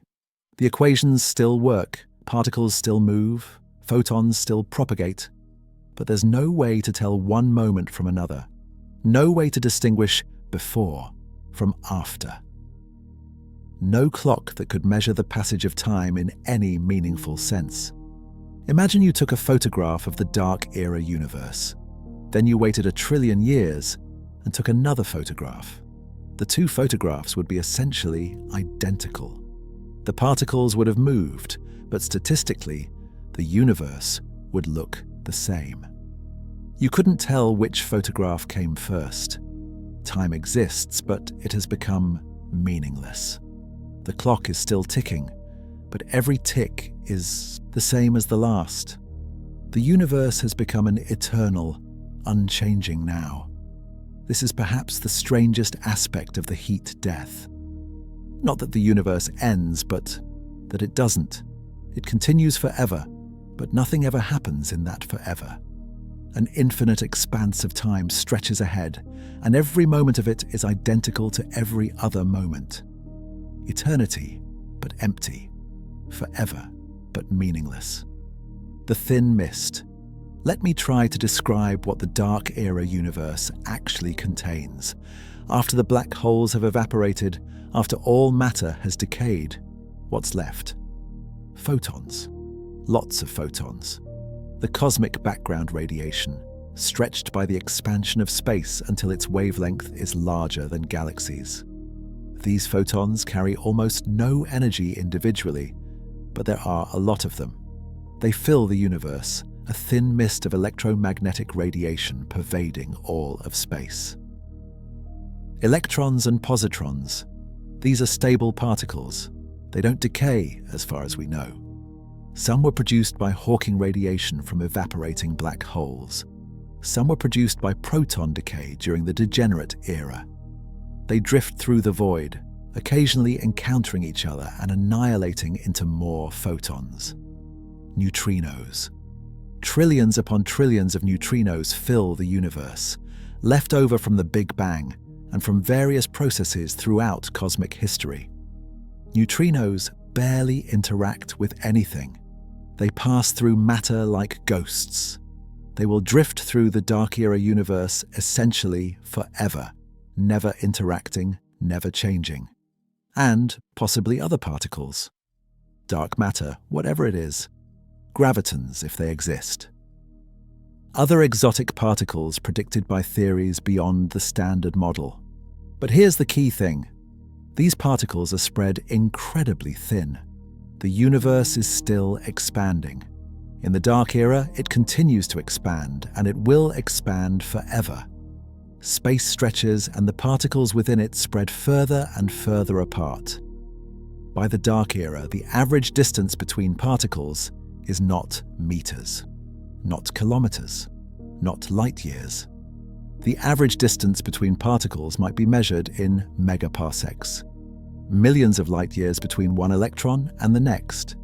The density of matter and energy approaches zero asymptotically. It never quite reaches zero, but it gets arbitrarily close. The universe becomes emptier and emptier, more and more diffuse, the thin mist growing ever thinner. And because the particles are so spread out, they almost never interact. An electron might drift for a googol years without encountering another particle. A photon might travel for a googol years without being absorbed. The universe is not dead in the sense of containing nothing. It's dead in the sense that nothing happens. The particles exist, but they don't do anything. They don't form structures, they don't create complexity. They don't interact in any meaningful way. A thin sea of radiation spread across an infinite void, eternal and unchanging. This is the final state of the cosmos, the ballroom at the end of time. Let me offer an analogy that might help make this concrete. Imagine a grand ballroom at the start of a party.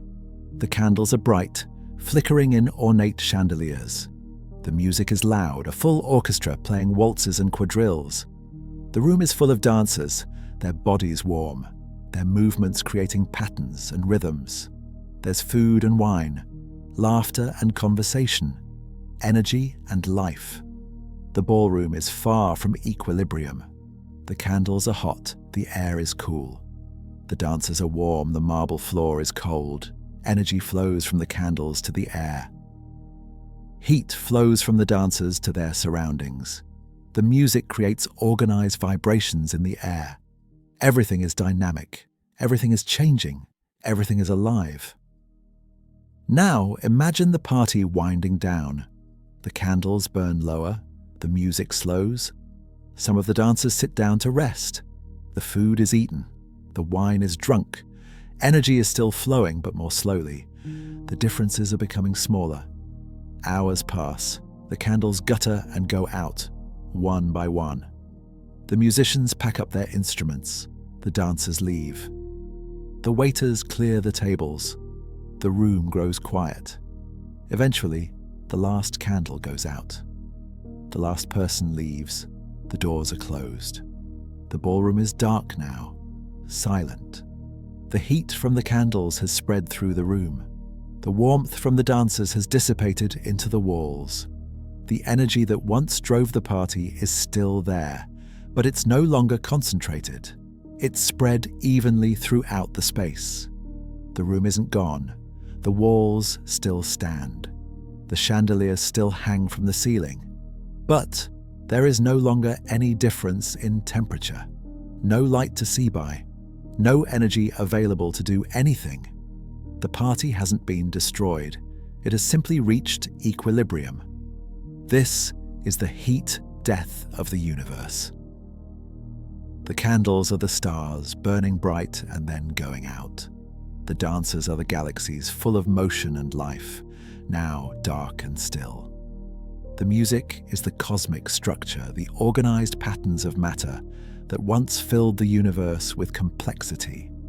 The heat spreading through the room is entropy, the dispersal of energy from concentrated forms to uniform distribution. The ballroom at the end of time is still there. Space still exists. Time still exists in some mathematical sense, but there's nothing happening. No light, no warmth, no motion, no music. Just an empty room that was once full of life. And unlike a real ballroom, which might eventually host another party, the universe will never come back.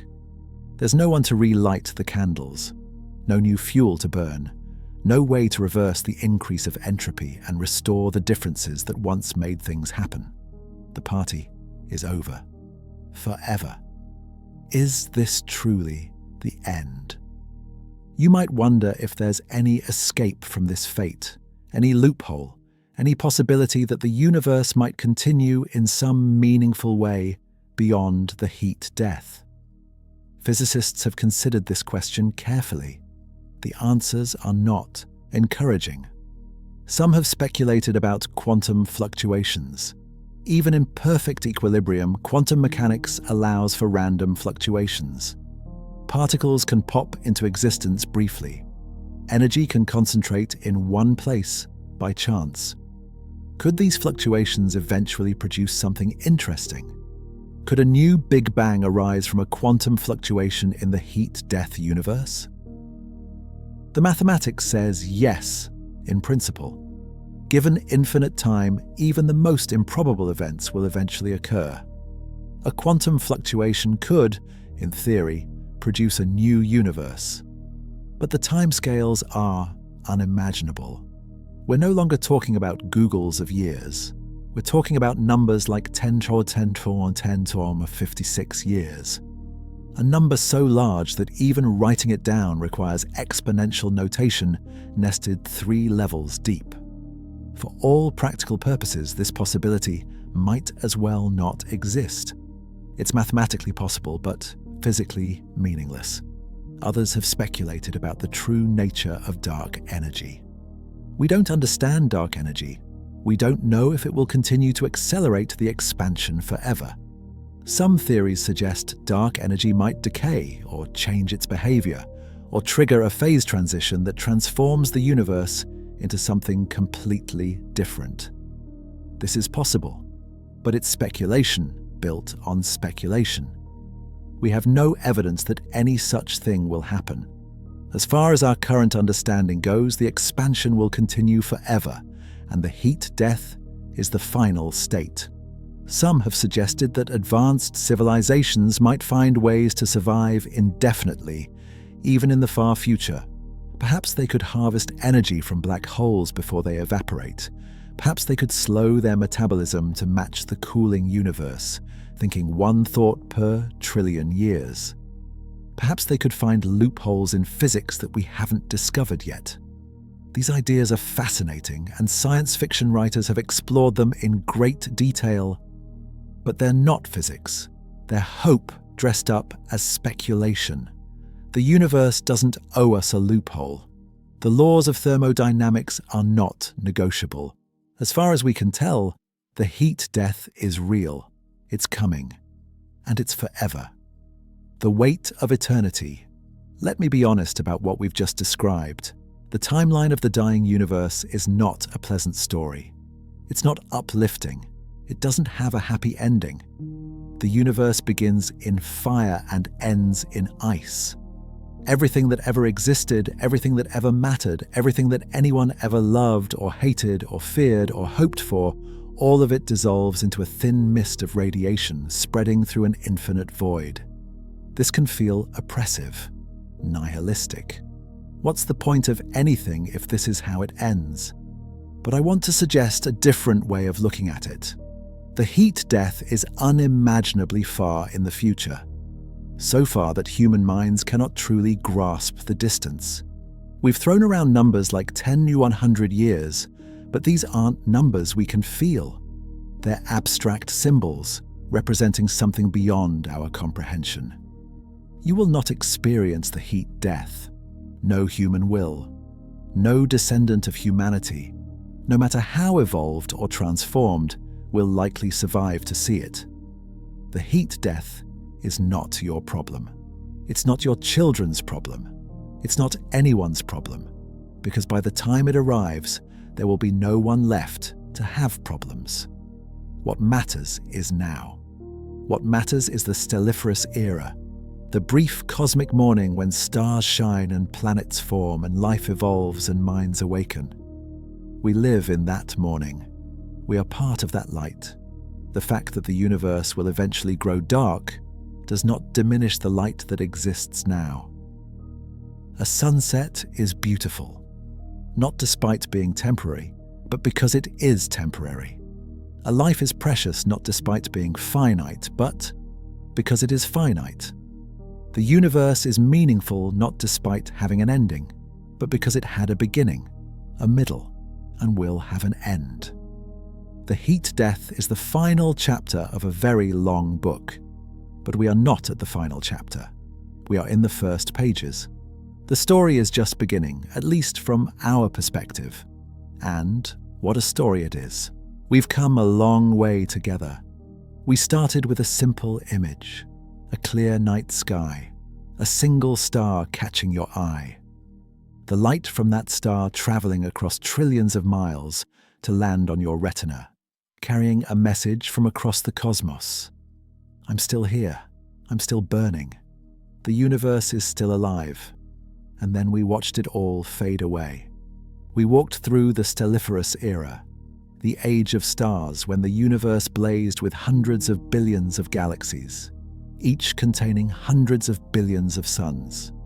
We saw the star formation rate decline, the hydrogen reserves depleted, the last stellar nurseries go quiet. We watched the Milky Way and Andromeda merge in one final starburst before the fuel ran out forever.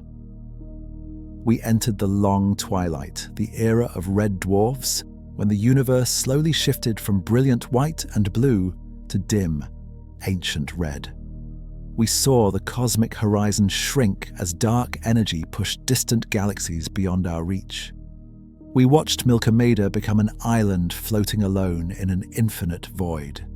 We witnessed the death of the last star, that final red dwarf exhausting its hydrogen, the fusion reactions sputtering and stopping, the light going out. The end of the Stelliferous Era, the end of starlight. We descended into the Degenerate Era, the age of stellar corpses. White dwarfs cooling into black dwarfs, giant cosmic diamonds drifting through the darkness, neutron stars slowing, their magnetic fields decaying, galaxies evaporating through gravitational encounters, their remnants scattered across unimaginable volumes of space. We contemplated proton decay, that speculative but well-motivated theory suggesting that matter itself is temporary. We watched atoms dissolve, black dwarfs disintegrate, everything solid crumble into radiation. We entered the black hole era, when black holes became the last structured objects in existence. We learned about Hawking radiation, the quantum process by which black holes slowly evaporate. We grappled with timescales beyond comprehension, stellar mass black holes taking 10.67 years to die, supermassive black holes taking a Google years. We watched the final black hole flash and vanish, leaving behind nothing but dispersing radiation. And we arrived at the heat death, the end of structure, the end of change, the end of time in any meaningful sense. A thin mist of particles spread across an infinite void, drifting forever in perfect equilibrium. The party is over. The candles have burned down. The ballroom is empty and dark. Forever. The Golden Age. But here's what I want you to take away from this journey. We are not at the end. We are at the beginning. Remember the analogy I offered at the start? If the entire history of the universe, from the Big Bang to the heat death, were compressed into a single year, with January 1st being the moment of creation and December 31st being the final equilibrium, where would we be right now? We wouldn't be in December. We wouldn't be in November or October or even February. We would be in the first second of January 1st. The universe is 13.8 billion years old. The Stelliferous Era will last about 100 trillion years. The Degenerate Era will last until 10 to 40 years.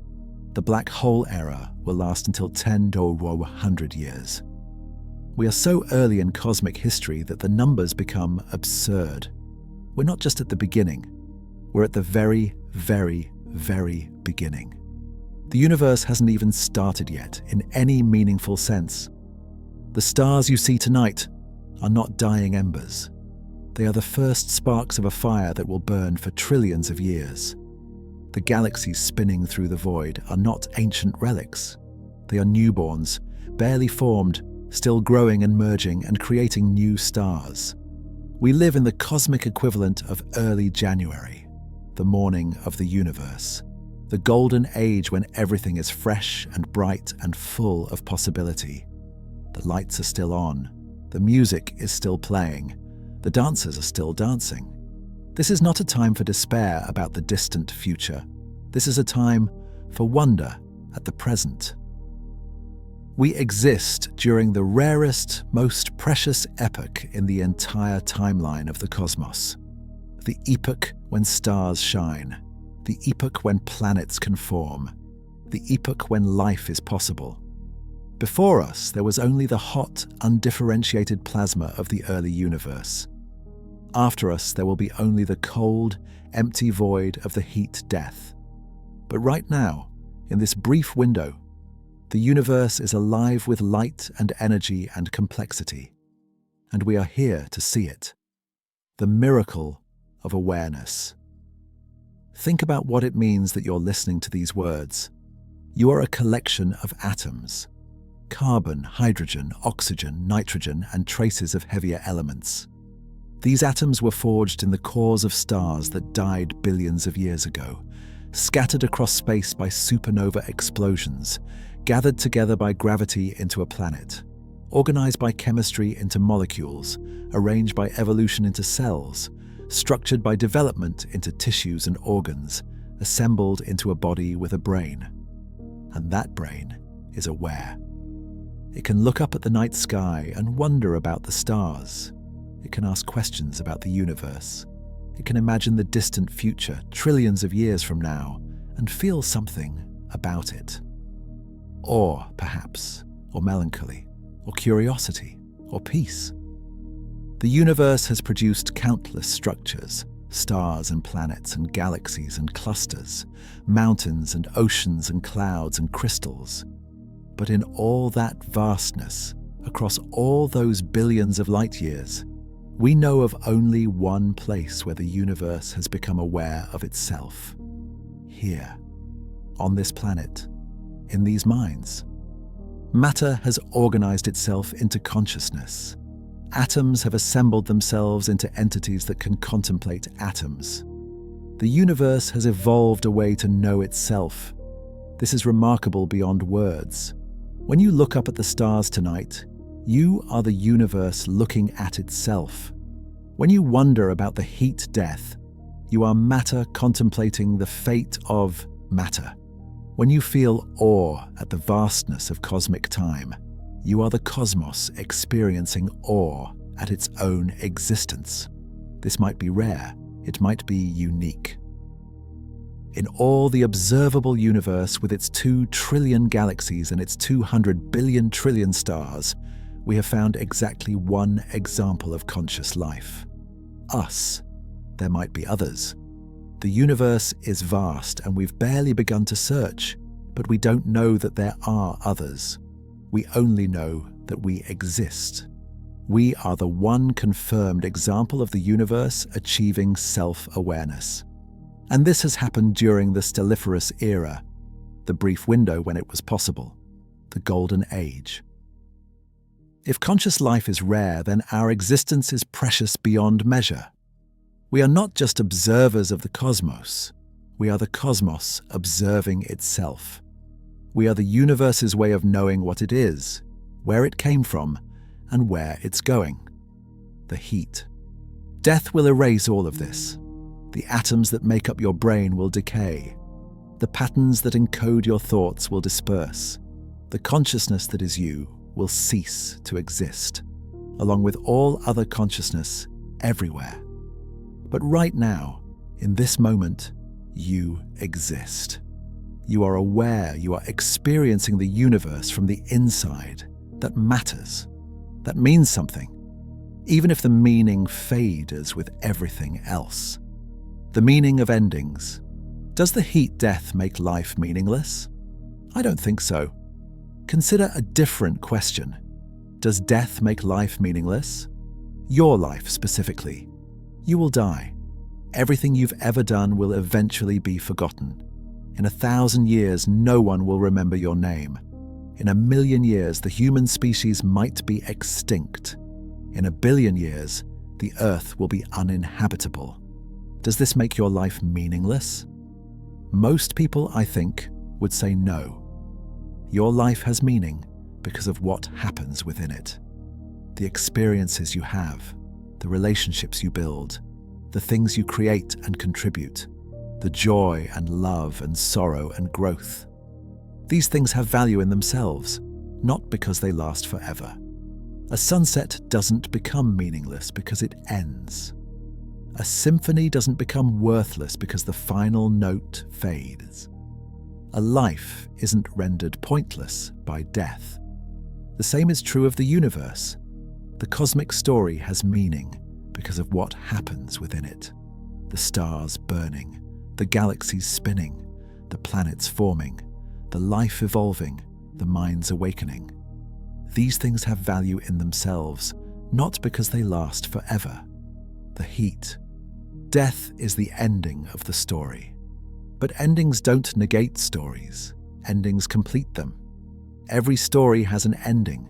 Every symphony has a final note. Every sunset fades into night. This doesn't make stories, symphonies, or sunsets meaningless. It makes them finite. And finite things can be beautiful precisely because they are finite. The universe is a finite story. It had a beginning, the Big Bang. It will have an end, the heat, death. And in between, an extraordinary amount happens. Stars are born and die. Elements are forged, planets form, life evolves. Consciousness arises, civilizations rise and fall. Love is felt, beauty is perceived, questions are asked. All of this is real. All of this matters. Not because it lasts forever, but because it happens at all. The privilege of existing. Let me tell you what I think is the appropriate response to learning about the heat death. Not despair, not nihilism, not the feeling that nothing matters because everything ends. Gratitude. We are here. Against all odds, against all probability, we exist. We exist during the one epoch in cosmic history when existence like ours is possible. We are made of star stuff, as Carl Sagan said.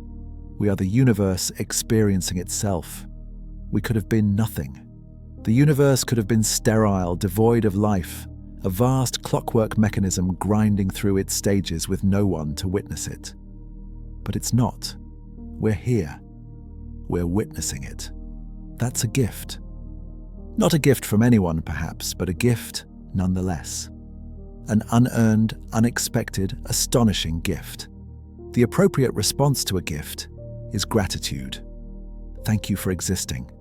Thank you for being conscious. Thank you for being able to look up at the stars and feel wonder. Thank you for being part of the universe, briefly, before dissolving back into it. And with gratitude comes responsibility. If existence is a gift, then we have an obligation to make something of it, to live fully, to love deeply, to create and explore and question and grow, to add our small contribution to the cosmic story before our chapter ends. The universe gave us consciousness. What will we do with it?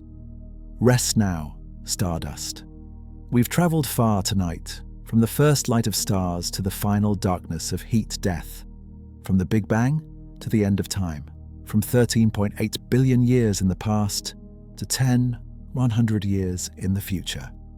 It's a lot to take in, a lot to process, a lot to feel. But here's what I want you to remember. The stars are still burning. Right now, tonight, if you go outside and look up, you'll see them. Points of light scattered across the darkness. Each one a sun. Each one a nuclear furnace converting hydrogen to helium, releasing energy, fighting against the entropy that will eventually claim everything. They're fighting for you. Not consciously, of course, but the light they produce, the heat they radiate, the heavy elements they forge, all of this makes your existence possible. You are their legacy. You are what stars have accomplished after billions of years of burning. The heat death is coming, but not tonight, not for trillions of years, not for Googles of years. So far in the future that the number becomes meaningless. Tonight, the universe is alive.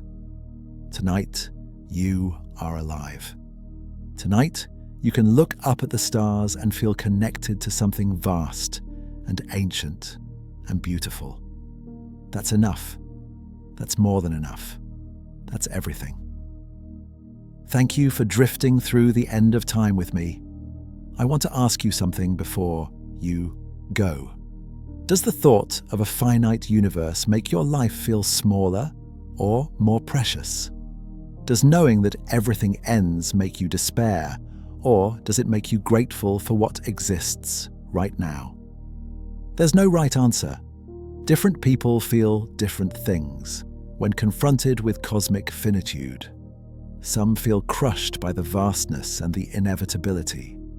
Some feel liberated by the perspective, their daily worries shrinking to insignificance against the backdrop of eternity. Some feel awe, or peace, or sadness, or wonder, or all of these at once. Whatever you feel, it's valid. The universe doesn't tell us how to feel about it. It just is what it is. Our feelings are our own, the product of our human minds encountering something far beyond human scale. Leave a comment below and let me know. I read everyone and I find the diversity of responses fascinating. How do you feel about the heat death? How do you feel about existing during the golden age? And now, rest. You've traveled across trillions of years tonight. You've witnessed the birth and death of stars, the evaporation of galaxies, the dissolution of matter itself. You've stared into the void at the end of time and seen the universe reach its final equilibrium. You've earned some sleep. Rest now, Stardust. Sleep well. And tomorrow, when you wake, remember that you're living in the morning of the universe. The stars are still shining. The story is still being told, and you're part of it. Good night.